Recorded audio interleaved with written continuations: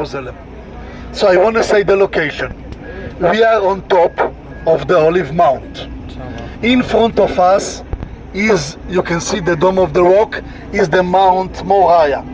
And I want to say a few words. When we talk about Jerusalem, at the time of King David, King Solomon, the prophets and so on, it's just inside the walls. You can see the walls surround Jerusalem. That's the old city. We will spend our time, most of our time, inside the old city. You remember who established the first temple in Jerusalem? Thank you, King Solomon. You see, he's a very good student. So the temple of King Solomon was more or less in this place, which this is the location right now of the Dome of the Rock. I will explain later on. You see the golden one. Later on, I told you the Babylonian destroyed the first temple, and then we have got the second temple. You see the walls in front of us. So here was the courtyard of the temple. It was a huge temple. I will show you pictures later on. Of course, not original pictures. It were photographers 2,000 years ago. As I told you, the Muslims, they came from Mecca, Medina, south, and they conquered Jerusalem, and then they have got a tradition that says that Muhammad, some night, he actually, in a miracle way, he flied from Mecca and Medina, and he came to that area, which they call the Al-Aqsa.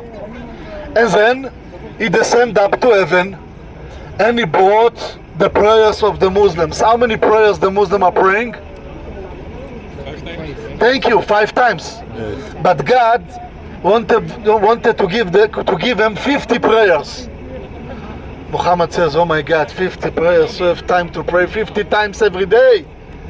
So Moses said to him, you have to bargain, negotiate it with God. So he brought the 5 prayers.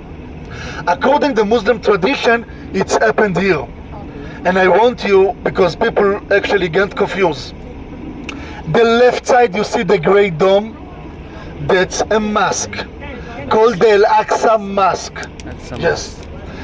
The middle, the gold one, it's called the Dome of the Rock. The Dome of the Rock. It's not a mosque. It's a place that commemorates that Muhammad actually get up, ascend to heaven. Just Friday, the ladies, you know, according to Islam, you have to bow when you are praying. So it's not modesty to see the ladies actually kneeling. So they're praying inside this structure, the Dome of the Rock. Why we called it the Dome of the Rock? You remember that I told you when God created the world, it was just a solid rock. So according to the tradition, and there is a rock. So this is the rock that God created the world. Look at this beautiful structure. This structure existed 1,300 years. 1,300 years. You know what is the meaning? It's the most ancient Islamic structure all over the world. By the way, you see the gold, it's a pure gold. 80 kilos of gold. That's the mosque. So we have got here the Al-Aqsa Mosque, which is the third holiest place after Mecca and Medina. To the Muslims, Mecca and Medina is the first holiest place. And later on we have got the Dome of the Rock. If you will go a bit straight from the mosque, you can see 2 gray domes. You see like 2 gray domes. Go from the mosque direct a bit to the left. So this is the Holy Sepulchre Church. You see that? Yeah. Go. You see the golden one? Yeah. Go like a bit to the left. Yeah. You can see like gray domes. 2 domes gray. Yeah. This is the Holy Sepulchre Church. The place which, according to the tradition, Jesus was crucified. We will be there later on. We will pay a visit. Go to the right side. You can see 2 white domes. The right side. Yeah. This is the Jewish quarter. The Jewish quarter, the Jewish people living actually here. And this is like 2 synagogues. I want to say something important. The old city, which is surrounded with the walls, we will be there, is divided for to 4 quarters or 4 zones. Awesome. The Muslims, this is the biggest quarter, 30,000 people. It's around the Dome of the Rock. The Christian is close to the Holy Sepulchre Church, the place of the crucifixion, Yeah. which is the Great Domes, and the left side is the Jewish quarter. Jewish. Look at in front of us. You can see like a huge wall. This is the eastern wall of the temple, and you see over there some gates. And the wall, some closed gates. The gates are actually closed. Yeah. We call that the mercy gates. Mercy gate. According to Judaism, these gates are closed just when Messiah will come. It will open miraculously. All around, as you can see, this is the New Jerusalem. Yeah. It's not Jerusalem from the time of the prophet and Jesus and so on. Down there you can see an Arab village called Silwan. I told you, the Arabs, they live actually in small apartments. There used to be the David city, the city of King David.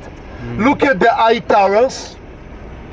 Those are the New Jerusalem. Yeah. By the way, the brown one in the left side, at the left side, it's called the King David Hotel. King David. A very famous hotel.